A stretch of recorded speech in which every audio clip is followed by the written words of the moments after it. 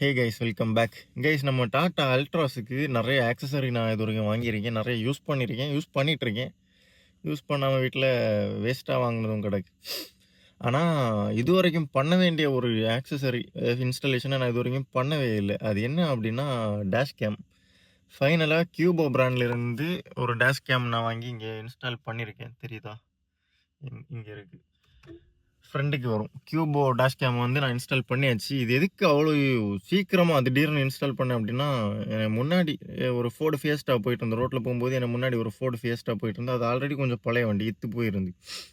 பின்னாடி பட்டி டிங்கரிங் எல்லாம் பார்த்து பெயிண்டிங் பண்ண வண்டி. நம்ம வண்டி புதுசு. புதுசு மீன்ஸ் நான் அப்படி சொல்ல வரல. ஆனால் அந்த ஃபோர்டு ஃபியஸ்டா வந்து நடு ரோட்டில் படார்னு பிரேக்கை போட்டு நிறுத்திட்டான். நானும் பிரேக்கை போட்டு லைட்டாக போய் முன்ன அவன் ரியரில் முட்டிருச்சு.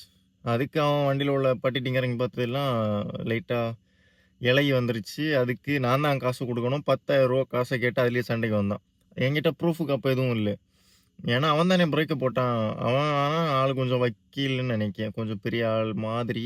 நம்மளை மரியாதை இல்லாமல் வாழை போலன்னு ஒரு மாதிரி கடுப்பாகி போச்சு. அப்புறம் இப்போ ஏரியாவில் உள்ள ஆட்கள் தான் பார்த்துட்டு இருந்தாங்க. பார்த்து நமக்கு கொஞ்சம் சப்போர்ட் பண்ணி அவனை துரத்தி விட்டாங்க. ஆனால் அன்னைக்கு ஒரு டேஷ் கேம் இருந்திருந்தா இது என் மேலே தப்பு இல்லைன்னு நான் ப்ரூஃப் பண்ணியிருக்கலாம். ஆனால் எல்லா கண்ட கர்மத்தை எல்லாம் வாங்கி வைக்கேன். இந்த டேஷ் கேமை வாங்காமல் விட்டேன்.